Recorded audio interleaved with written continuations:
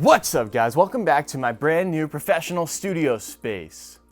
Psych, this is still just my parents' basement. But I had you fooled for a second, right? Because this space looks pretty professional. I mean, take a look at that shot right there. Tell me this doesn't look cinematic. So with these 10 tips I'm about to share with you today, you're gonna be able to turn your less than ideal space into a professional studio. So let's get started with tip number 1. Now you may think that this next idea is a little gimmicky, but it's best if I show you.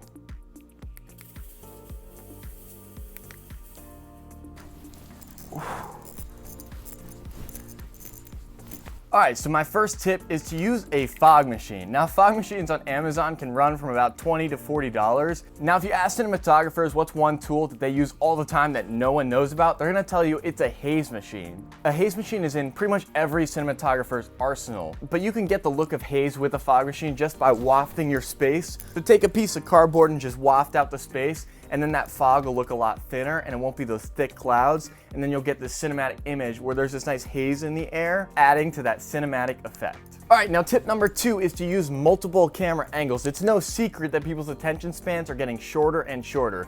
We have TikTok and YouTube Shorts and Instagram Reels, and those are all short, fast form content. But when you're doing long form stuff like YouTube, a way to break up the monotony of a single shot is to have multiple camera angles. So if the video ever drags on too long, you can switch to the other camera angle and people are still engaged in your story. All right, so tip number 3 is this right here. This is a paper backdrop. This is probably the simplest, cleanest looking, freshest YouTube setup that you could have. You can get it in any color you want, and it's gonna be way cheaper than trying to build out a whole studio space. And the best thing is this thing right here is actually covering up a doorway in this basement right here. So maybe your space is just your bedroom and you don't even have a wall to spare. You could just stick this in front of the doorway to your bedroom and get a professional looking YouTube studio in a tiny little space. I'd also recommend this setup if you don't have the money to spend on lenses with a low aperture, because then you can't get the blurry background in your YouTube studio. But if you're not getting a blurry background here, no one's gonna be able to tell because it's just a simple paper backdrop.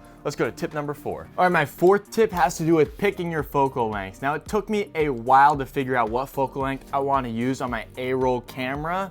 And the reason why it's such an important decision is because focal length directly affects the mood and feel of your videos. A more zoomed in focal length is gonna give you that nice commercial compression and that portrait style look to your faces, which is gonna make your videos feel a little less personal because the viewer's gonna feel like they're further away from you. But a wider angle lens is gonna bring the viewer in because you kind of gotta lean in and lean into the viewer. So it does help you establish a little bit of a better connection. Now, my A-roll setup is on a 35mm and my B-cam is on a 58mm. Let's take a second to compare these two shots. On both shots, I'm taking up the same amount of space in the frame, but on the A camera, it feels like I'm closer to the camera, and on the B cam, you can tell that the camera is set further back, and viewers are smart. You guys are smart, you pick up on that stuff. So this camera allows me to have more of a connection with you guys, and then this one gives me a little bit more of a cinematic image. So I think that it's a good compromise. If you only have one camera, you just have to pick what's the best focal length for the mood you're trying to convey.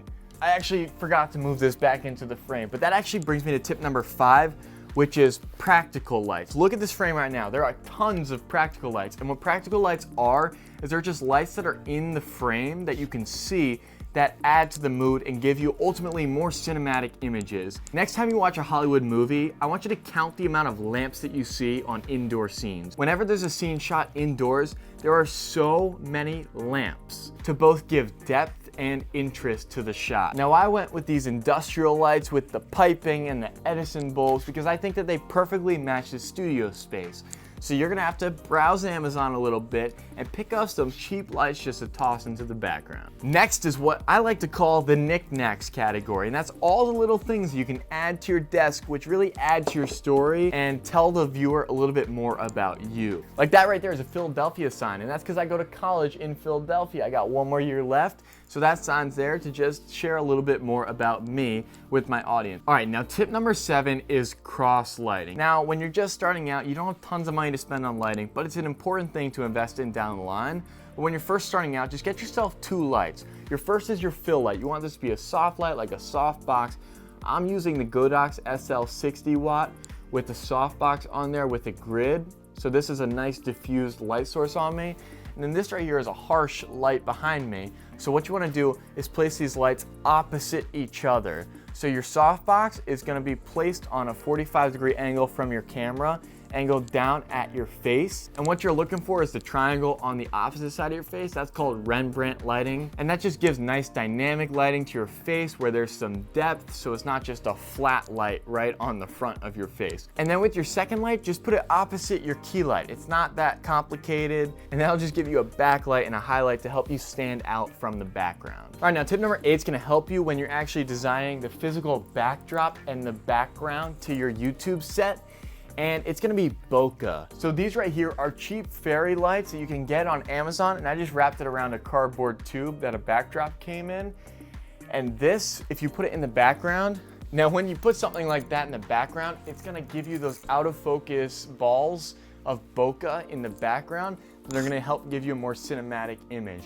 Now I use this a lot in my thumbnails. This is my thumbnail from last week where I used this exact light situation.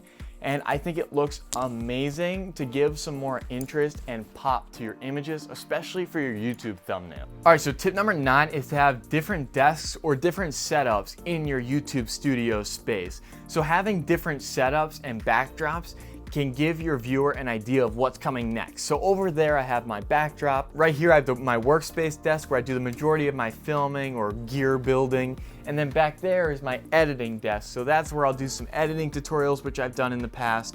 And over there is kind of my chill area. So all these different sets match the segment that's coming up next. So pick yourself up a cheap $50 desk from Amazon. This one was so cheap and it's such a nice cohesive thing that really brings the space together. And no, this is not sponsored by this desk. All right, so tip number 10 is my favorite tip, and it is to show the gear, like your microphone.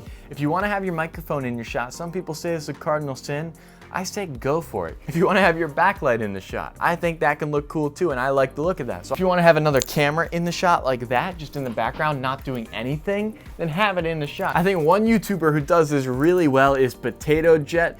He has that signature backdrop where you can see the frame and you can see the whole studio around him and the desk and the microphone.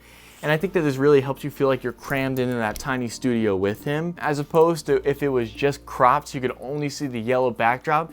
You just wonder, is he in this yellow void? But seeing everything else around him really gives some context to the scene. Now guys, reminder to please hit the like button. You have no idea how much that helps, and it's such a simple thing to do, and I will love you forever. And also, if you're really feeling it, feel free to hit the subscribe button. Thank you guys for watching the video. Let me know which tip is your favorite. My favorite is actually the last one where you get to show your gear, because you know I'm a gearhead. I like seeing other people's gear, so I like to show my own as well. I'll see you in the next one. Peace.